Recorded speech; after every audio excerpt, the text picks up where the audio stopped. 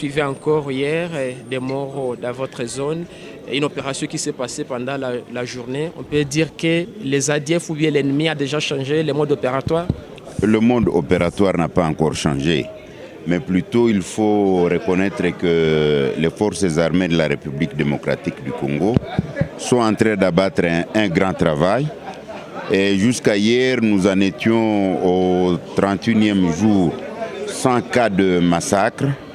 Et c'est seulement hier qu'au niveau du territoire que cela a été enregistré. Mais quant à ce qui concerne la ville de Beni, jusqu'à ce matin, même jusqu'à la minute à laquelle je suis en train de m'adresser à vous, nous sommes au 32e jour sans connaître des cas de massacre. Et comme j'étais en train de vous le dire, l'ennemi n'a pas encore changé de mode opératoire parce que le mode opératoire reste le même et s'attaquer aux populations civiles sans défense et commencer à massacrer cette population. Alors, des opérations en cours, il y a encore des attaques. On peut dire qu'on est loin de finir cette guerre. Vous savez, on fait la guerre quand on peut et quand on veut, on la termine quand on peut. Et les offensives des forces armées de la République démocratique du Congo sur les ADF ont commencé depuis le mois d'octobre 2019. Il faut reconnaître qu'il y a des grandes avancées, des très grandes. Et le moment venu, même le commandant secteur a eu à s'exprimer sur cette question ce matin sur les zones de la radio Okapi. Il a reconnu qu'on est encore à la conquête de certaines autres bases qui étaient occupées par les ADF.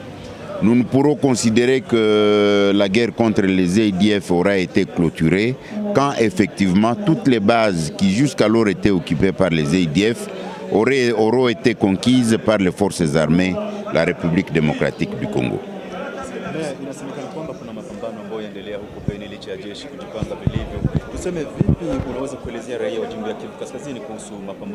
Ndio mpaka sasa haijasemeka kama mapambano inaisha. Mapambano ilianza tangu mwezi wa 10 mwaka jana na hadi sasa mapambano inaweza kuendelea. Kitu ya kuleta uchungu ni kuona kama hao wahuni wa ADF wana attack sana raia na wanaepuka kuweza kutana na jeshi la Kongo. Hiyo ndio kitu wenyewe inatesa raia sana. Lakini ingelikuwa kuseme na kuwaka mapambano kati ya jeshi na jeshi, nadhania haingelikuwa shida nyingi sana. Premièrement, nous tenons à rendre notre message de compassion à la population de Beni et de l'Ituri. Et nous tous, la population du Congo, nous avions interpellé le gouvernement lorsqu'on a pris leur bastion, le bastion des ADF au niveau de Madina. L'armée a vraiment fait des éloges, l'armée a vraiment s'est tapé la poitrine comme quoi ils ont fait de grandes choses sur terrain. Nous nous sommes dit, nous les avions félicités, mais nous avions interpellé l'armée en disant qu'il faut faire très attention parce que ces opérations-là, vous les menez uniquement pour disperser. Alors que nous savons que ces gens-là sont des terroristes. Les opérations comme ça, il faut traquer les terroristes, il faut les tuer, il faut les anéantir. Chez nous, qu'est-ce qu'on a fait? On a seulement dispersé ces gens-là dans la nature, dans la forêt. Ce qui voudrait dire que ces gens-là devraient se reconstituer dans les jours qui devraient suivre. Et c'est ce que nous sommes en train de voir aujourd'hui. Donc c'est regrettable parce que l'opération a été faite uniquement pour montrer à la communauté, tant nationale qu'internationale, qu'il y a eu des résultats. Mais pour l'efficacité, nous nous en doutions. Alors, parlons déjà un peu là. On le savait bien, les ADF tués à Beni. Mais aujourd'hui, c'est dans une autre province, c'est l'Ituri, c'est comme hier, il y a eu 7 morts, 7 personnes tuées à Ituri. Peut-on dire que les ADF ont déjà changé leur mode opératoire? Ben, moi, je ne peux pas dire comme Quelle est leur stratégie alors? Moi, je ne peux pas dire comme ça, mais ils sont dans la suite logique de ce qu'ils ont prévu. Parce qu'au-delà du fait qu'ils tuent à Ituri, ils tuent aussi à Beni. Mais la nouveauté, c'est quoi? C'est qu'ils étendent leur aire d'opération. Ils étendent leur milieu d'opération. Mais dis-moi, qu'est-ce qui fait, s'il vous plaît, qu'est-ce qui fait que ces ADF se retrouvent aujourd'hui en Ituri pendant qu'on sait quand même il y a des opérations militaires menées contre ces rebelles? Moi, je vous ai dit que les opérations qui ont été menées, ce sont des opérations qui n'ont pas respecté l'objectif pour lequel on a déclenché ces opérations-là. On devrait les encercler et les attaquer pour les prendre en étau. Mais qu'est-ce qui s'est passé? On les a seulement pour chasser. La conséquence, c'est quoi? C'est qu'ils vont aller de l'autre côté. Et moi, je ne m'étonne pas. Je dis qu'aujourd'hui, les commandants de ces opérations-là, ils doivent vraiment répondre de ce qu'il a fait. Parce que c'est une faute grave. Aujourd'hui, le problème, c'est quoi? C'est qu'en Ituri, il y a même d'autres groupes armés qui tuent. Imaginez-vous, lorsqu'ils vont faire jonction, je vous dis que nous allons faire face à une situation tellement difficile parce que quand ils vont se joindre ensemble, l'Ituri, nous allons revenir dans la même situation avec ce qui s'est passé dans les années 2000. Donc on peut dire que l'Ituri risque aussi de traverser ce que Beni a traversé les années dernières. Et il faut préciser, Beni continue également aussi à subir ces mêmes sorts. Oui, l'Ituri sera peut-être plus victime que Beni parce qu'en Ituri, il y a plusieurs aspects qu'on ne maîtrise pas. Il y a des conflits intercommunautaires en Ituri, ce qui est différent de Beni où il n'y avait pas suffisamment de conflits intercommunautaires. Donc, il fallait empêcher à tout prix que ce genre de choses arrivent à ce point-là. Et comme nous arrivons à ce point-là, nous devons maintenant nous mobiliser, nous, les Congolais, pour éviter que les pires n'arrivent. Mais c'est déjà tard. Parce que cette situation qui va arriver en Ituri, l'Ituri va payer le prix le plus lourd que ce qu'on a connu à Beni. Alors qu'est-ce qu'il faut concrètement pour les autorités au niveau du gouvernement central, au niveau national? Au niveau du gouvernement central et de l'armée, nous avions proposé à ce qu'on puisse organiser, on puisse mener des opérations qui visent à encercler ces bandits des ADF. On les encercle, on les attrape, on tue ceux qui peuvent être tués et on arrête ceux qui peuvent être arrêtés pour qu'ils soient jugés. Mais, chose drôle, mon cher journaliste, aujourd'hui, Djamil Moukoulou qui a été arrêté, mais le Congo ne l'a jamais interrogé pour qu'on sache comment est-ce qu'il organise les ADF. Il n'est pas au Congo. Mais le Congo, il a commis des fautes graves, des crimes graves au Congo. Le Congo peut solliciter à ce que ces messieurs-là reviennent. Vous savez que ces messieurs-là n'ont pas été arrêtés en Ouganda.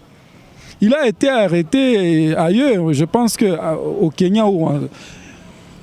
Et c'est l'Ouganda qui l'a demandé rapidement. Il fallait que le Congo le réclame pour qu'il soit interrogé afin qu'on le transmette à l'Ouganda.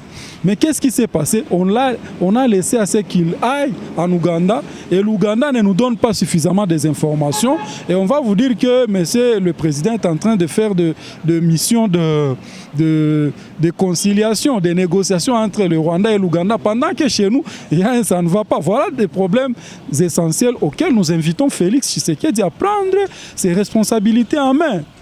Il ne doit pas se comporter en un président spectateur ou celui qui réagit à une situation. Il doit prévenir. C'est ça un dirigeant. C'est pourquoi nous sommes en train d'appeler le président de la République lui-même, qui est initiateur de la dite campagne, pour lui dire que les combattants se rendent, mais la prise en charge et l'encadrement posent problème. Il y a lieu que le gouvernement finance ou appuie financièrement cette activité pour que ces combattants ne retournent plus en brousse comme on l'a vu au Sud Kivu, où des combattants se sont rendus, mais après un certain moment, parce qu'ils n'étaient pas encadrés, même la prise en charge posait problème, ils sont rentrés en brousse.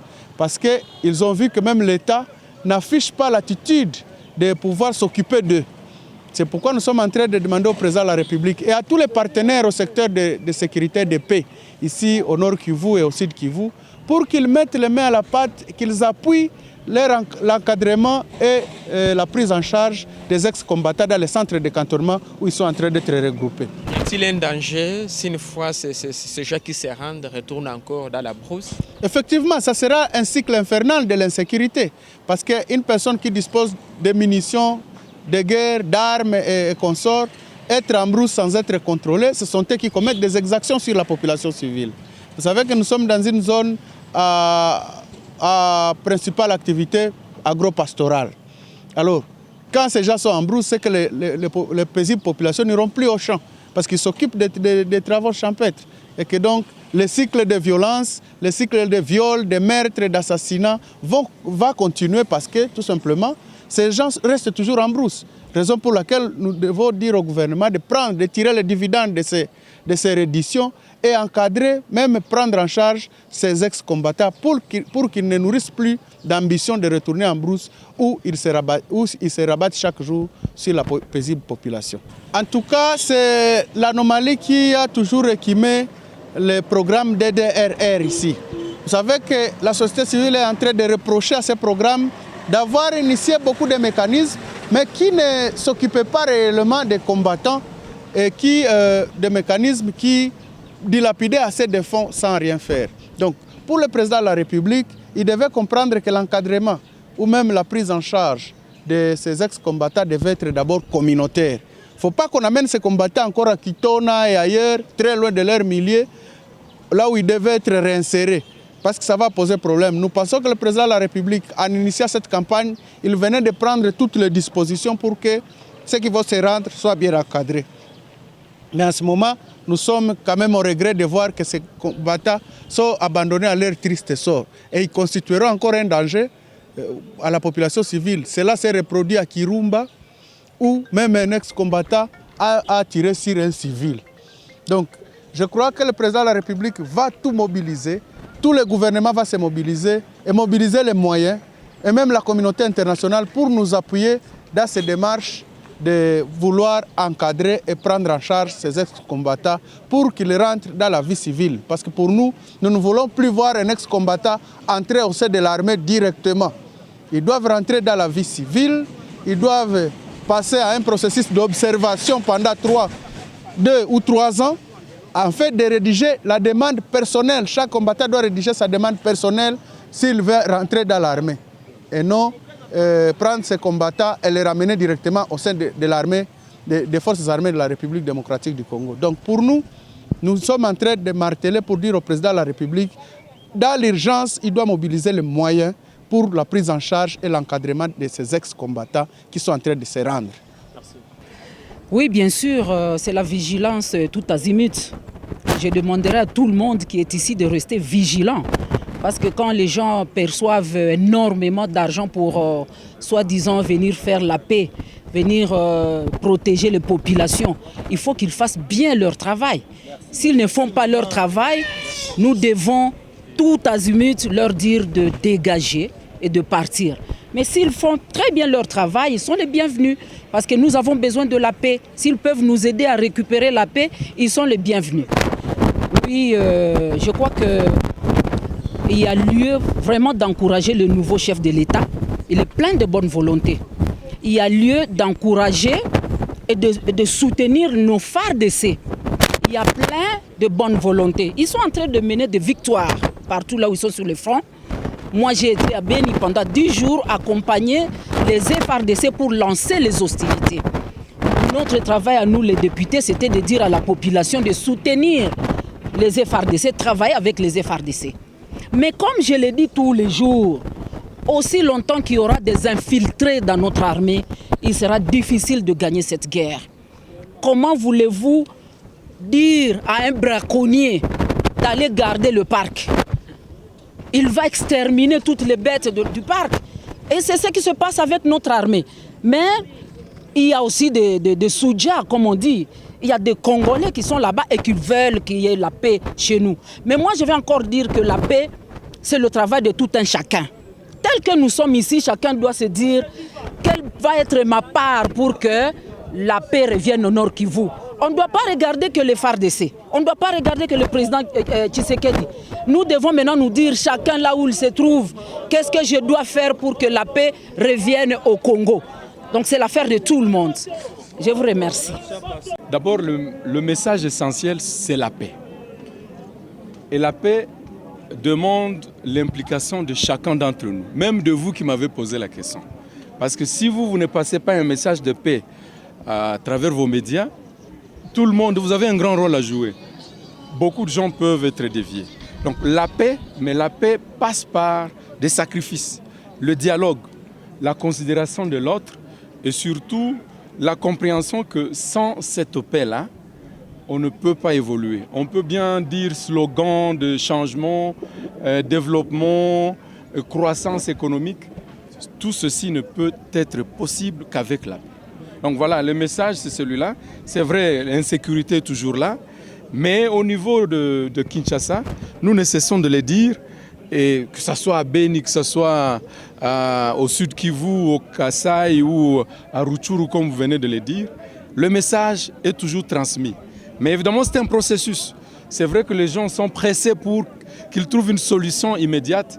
Certaines solutions durables passent par le temps, et le temps peut être un meilleur élément dans la construction d'une solidité de solutions.